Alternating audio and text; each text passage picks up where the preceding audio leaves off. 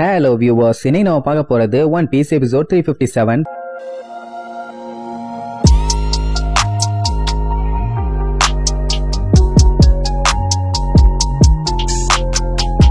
Open பண்ணா போன பாட்டுல பிராங்கி, சஞ்சி, ஜோரோ இவங்க மூணு பேரும் உசோப்ப கழட்டி விட்டு எஸ்கேப் ஆயிட்டாங்கல்ல. இப்ப நம்ம பையன் தொக்க அந்த பெரோனா கிட்டயோ வெள்ள கோஸ்ட் கிட்டயுமே மாட்டிட்டான். கூட ஜோம்பிஸும் இருக்குதுங்க. என்ன பண்ண போறான்னு தெரியல. அந்த பெரோனாவே உசோப்ப பார்த்து கொஞ்சம் பயந்துதான் இருக்கான். ஏன்னா அவளோட அட்டாக் எதுவுமே அவங்கிட்ட வேலைக்கு ஆகல. அண்ட் அது மட்டும் இல்லாம ஜோம்பிஸையே எப்படி காலி பண்ணுன்னு அதோட வீக்னஸ் எல்லாம் நம்ம பையலுக்கு தெரிஞ்சிருக்குது. இவங்களுக்கு இருந்த ஒரே நம்பிக்கையே அந்த கோஸ்டோட நெகட்டிவ் எஃபெக்ட் தான். அதுவே அவன் மேல வேலை செய்யலன்னு உடனே பெரோனாக்கே என்ன பண்றதுனே தெரியல. இது இம்பாசிபிளான ஒரு விஷயமாச்சே, எப்படி இது நடந்துச்சு அப்படின்னு அவனெல்லாம் மிரண்டு போய் தான் பாத்துக்கிட்டு இருப்பான். அந்த டைம் உசோப் அவளுக்கு பார்க்கும்போது எமன் நின்னுட்டு இருக்க மாதிரியே இருக்குது. ஆனா அதே நேரம் அங்க உசோப்போட நிலைமைய காட்டுறாங்க. வெளியில தான் அப்படி போஸ்ட் கொடுத்துட்டு இருக்கான். உள்ளுக்குள்ள பயந்து நடுங்கிட்டு இருக்கான். அவனுக்கு என்ன தோணுதுன்னா வெள்ள கோஸ்டோட அட்டாக்ல இருந்து ஈஸியா எஸ்கேப் ஆகலாம். ஆனா ஜோம்பிஸ்ட இருந்து நான் எப்படி எஸ்கேப் ஆவேன், சிக்கன் என்ன செதச்சு விட்டுவாயிலேன்னு பயந்துகிட்டே லுக்கு விடுவான். ஆனா இவனை பார்த்தா அவங்க அங்க பயந்து நடுங்கிட்டு இருக்காங்கன்னு அவனுக்கு தெரியல. போறப்போ ஒரு ஜோம்பிய வாச்சு காலி பண்ணிட்டு போயிருக்கலாம்லடா, ஏன்டா அப்படி மொத்தமா கோர்த்து விட்டு போயிட்டீங்கன்னு உள்ளுக்குள்ள அவங்க ஆளுகளை வண்டையா திட்டிட்டு இருப்பான். இப்ப நம்ம பையலுக்கு என்ன பீதினா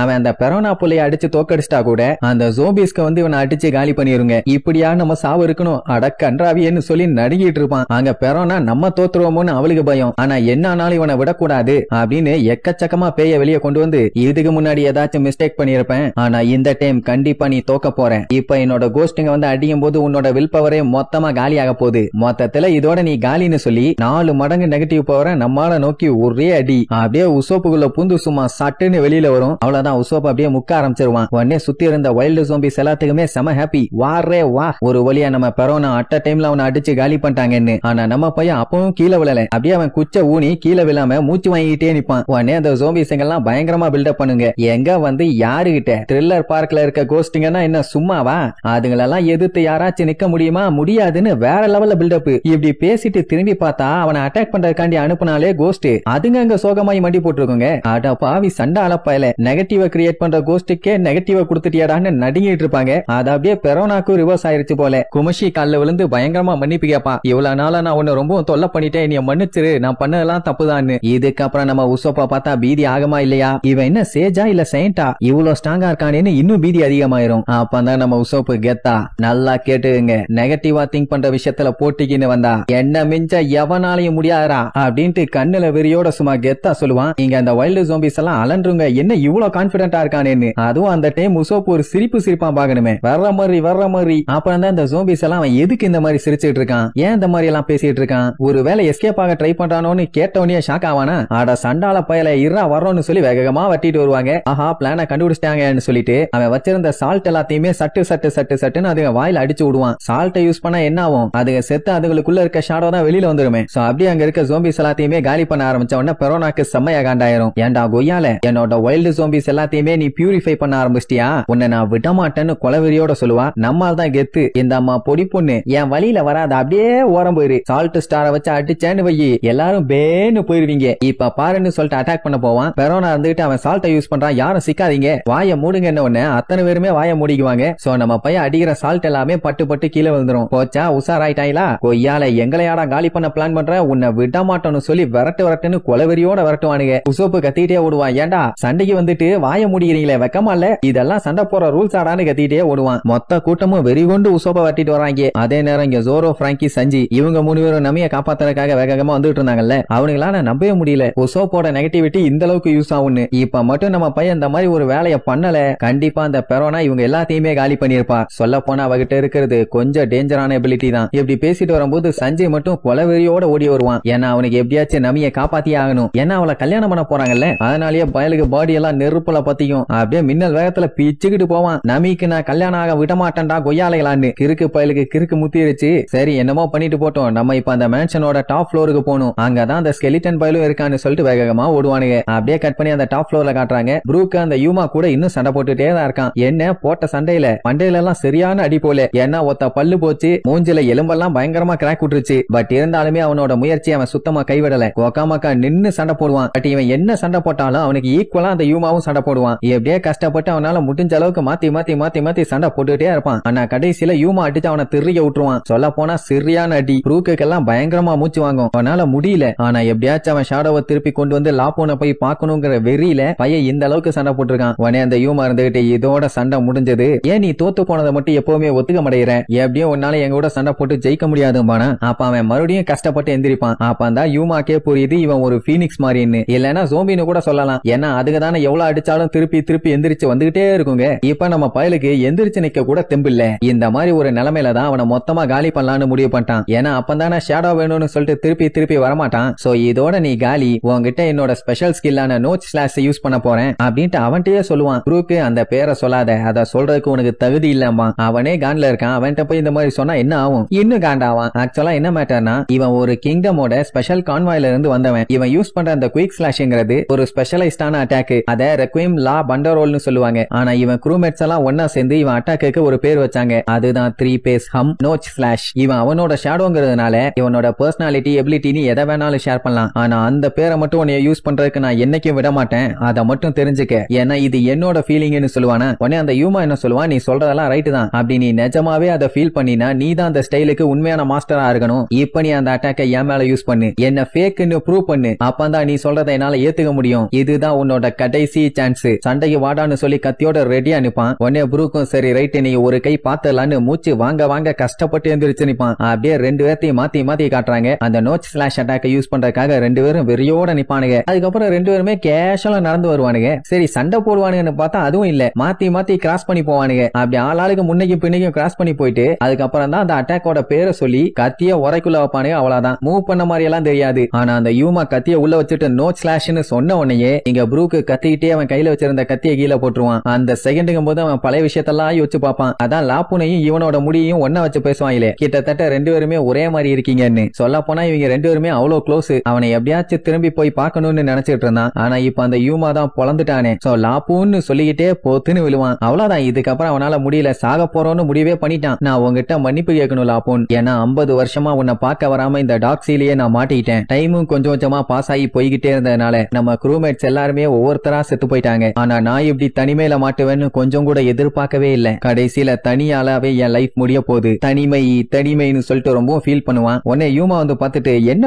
ஓவரா சென்டிமெண்ட்ல நக்கிட்டு இருக்கான், இவனை எங்க இருந்து கட் பண்ண ஆரம்பிக்கலாம். சரி ஓகேன்னு சொல்லி முடியோட புடிச்சு தூக்கி ஃபர்ஸ்ட் உன் முடிய கட் பண்ணுவான், அதான் கரெக்ட்னு சொல்லி கத்தி எடுத்து தலையில வச்சு முடிய இழுத்து புடிச்சிட்டு சிரிச்சுக்கிட்டு இருப்பான் வில்லத்தனமா. ஐயோ என் முடிய கட் பண்ண போறானே, என்னால எதுவும் பண்ண முடியலன்னு சொல்லிட்டு ப்ரூக்கு பயங்கரமா ஃபீல் பண்றதோட அவனுக்கு அந்த முடிதான் ரொம்ப பிடிச்ச ஒரு விஷயம். ஆனா அது மேலேயே கைய வச்சு வெட்ட போறான்னு அவனால தாங்க முடியல. கதறி அழுவான். ஆனா கண்ணீர் வராது. என்ன பண்றது, கண்ணே இல்லையே. சரி ரைட் அவன் முடிய வெட்ட போகும்போது திடீர்னு அந்த பில்டிங்கே அதிர்ந்து ஒரு சைடா சாயும். உடனே கண்ணா பின்னாடி அந்த ப்ரூக் எல்லாம் அடிச்சு புரண்டு போய் விழுவான். யூமாக்கு ஏன் இப்படி ஆகுதுன்னு ஒண்ணுமே புரியல. என்ன சடனா மேன்ஷன் ஷேக் ஆகுது இல்ல. இங்க இவனு ரெண்டு பேரும் வேகமா வந்துட்டு இருப்பாங்க. இவங்களுக்குமே தெரியல. மேபி எர்த்துக்குவாக்கா கூட இருக்கலாமேன்னு நினைப்பானுங்க. இப்ப இவனு ரெண்டு பேரும் ப்ரூக்க காப்பாத்த வந்துட்டு இருக்காங்க. நம்ம சஞ்சி நமிய காப்பாத்த போயிட்டு இருக்கான். சோ அப்படியே அடிச்சு புடிச்சு வந்தவனுங்க ஒரு வழியா அந்த லேப் கிட்ட வந்துட்டானுங்க. வந்தவனே அங்க ப்ரூக்கு கண்டமாயி கிடக்கிறத பாத்துட்டு, டியூட் உன்னை யாரு இவ்வளவு சிறப்பா வச்சு செஞ்சா, நீ இன்னும் எங்க கூட தானே இருக்க. ஆமா ஃபர்ஸ்ட் நீ உயிரோட இருக்கியா இல்லையான்னு கேப்பான். அவன் நீங்க இங்க என்னடா பண்ணிட்டு இருக்கீங்க,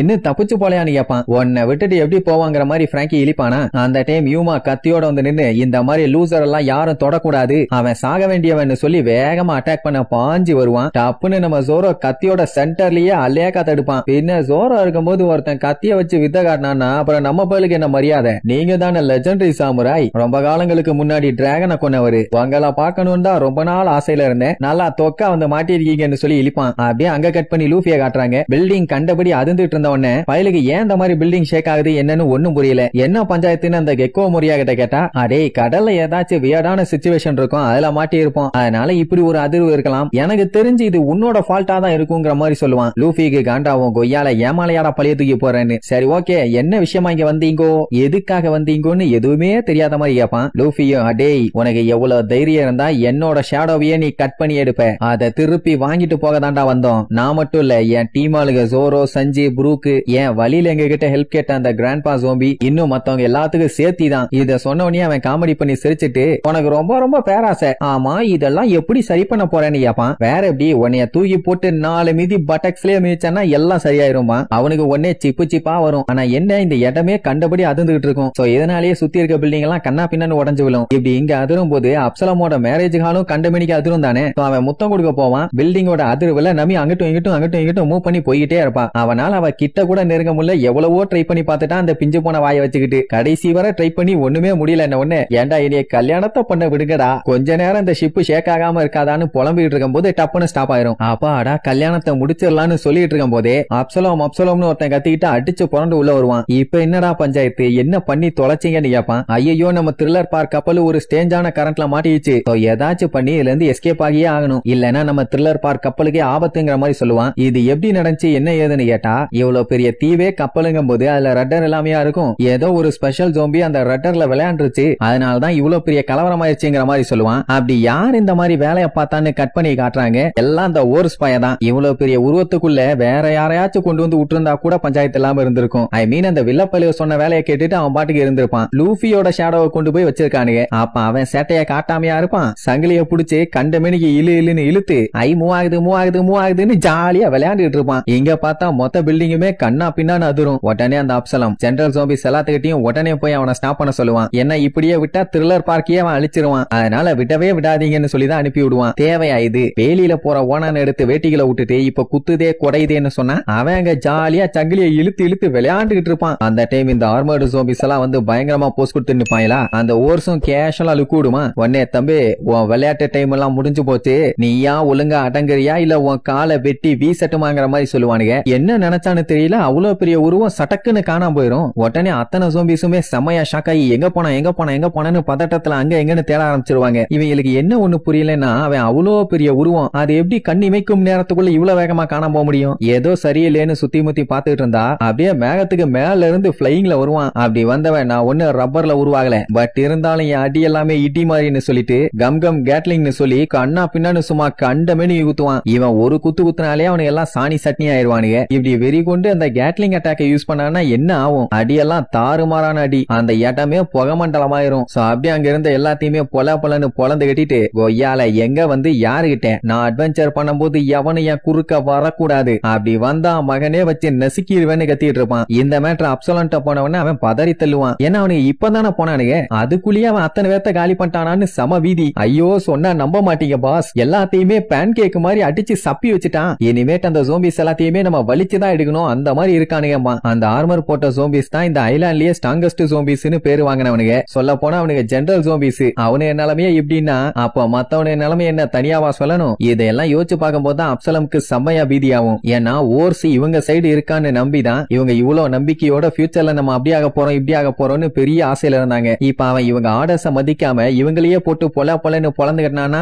இப்ப வரைக்கும் இவனுங்க உருவாக்கின ஜோம்பிஸ் எல்லாமே இவங்க ஆர்டர்ஸ்க்கு ஒபே பண்ணி தான் நடக்கிறானுங்க. ஆனா இவன் அந்த மாதிரி எதுவுமே பண்ண மாட்டேங்கிறான். இப்படியே இவன் இந்த த்ரில்லர் பார்க்ல விட்டா என்ன ஆகும், இவனை முழுசா உருவாக்கி ஒரு நாள் கூட ஆகல, அதுக்குள்ளேயே இந்த அலப்பறை பண்ணிட்டு இருக்கானேன்னு சொல்லி பதறிட்டு இருக்கும் போது கரெக்டா அங்க சஞ்சய் வந்து நான் வந்துட்டேன், அதுவும் உனக்காகவே வந்திருக்கேன் அப்படின்ட்டு அவளை பார்த்து கத்திட்டு இருப்பானா. யார் இவன் அறகுறையா வந்து நின்னுட்டு இருக்கான்னு பேந்த மொழிப்பானுங்க. நம்ம சஞ்சய்க்கு நமிய பார்த்தோம்னா அவ்வளவு சந்தோஷம். வாவ் நீ இங்கதான் இருக்கியா, இந்த ட்ரெஸ்ல ரொம்ப அழகா இருக்கேன்னு சந்தோஷமா சொல்லுவான். அப்சலம் பார்த்துட்டு ஓ இவனும் அந்த ஸ்டார் ஹேட் குரூவை சேர்ந்தவனா, இவனையும் வச்சு செய்யணுங்கிற மாதிரி லுக்கு விடுவான். அப்படியே கட் பண்ணி அங்க ஜோரோவை காட்டுறாங்க. அவன் யூமாவோட அட்டாக்க தடுத்தான்ல, அதுக்கப்புறம் அப்படியே ஒரு சொல்லிட்டு ஒரு அடி வைப்பான். அதை தடுத்ததுக்கே யூமா பேக் அடிச்சிருவான். இத பார்த்துட்டு ப்ரூக்கெல்லாம் அசந்துருவான். யூமாவே பேக்ல போயிட்டானேன்னு. ஏன்னா அவன் முன்னாடி இறங்கினா நின்னு அடிக்கிறதா அவன் வழக்கம். அவனையே பின்னாடி தள்ளிட்டான்னா இது அமேசிங், யார் இவன் அசந்து போய் பாப்பான். உடனே பிராங்கி அவனுக்கு பில்டப். இவன் ஒரு அக்ரெசிவான பைரட் ஸ்வாட்ஸ்மேன். இவன் கிட்ட எப்பவுமே 3 கத்தி இருக்கும். ஏன்னா இவன் யூஸ் பண்றது 3 ஸ்வாட் ஸ்டைல். உனக்காக கண்டிப்பா அவன் ஷேடோவை ரெக்கவர் பண்ணி கொடுப்பான்னு சொன்ன உடனே ப்ரூக்கு செம ஹாப்பி. ப்ளீஸ் எனக்கு எப்படியாச்சும் என் ஷேடோவை ரெக்கவர் பண்ணி கொடுங்க, நான் உங்களை கெஞ்சி கேட்கிறேன், என்னால இதுக்கு மேல சண்டை போட முடியலன்னு புலம்பிட்டு இருப்பானா.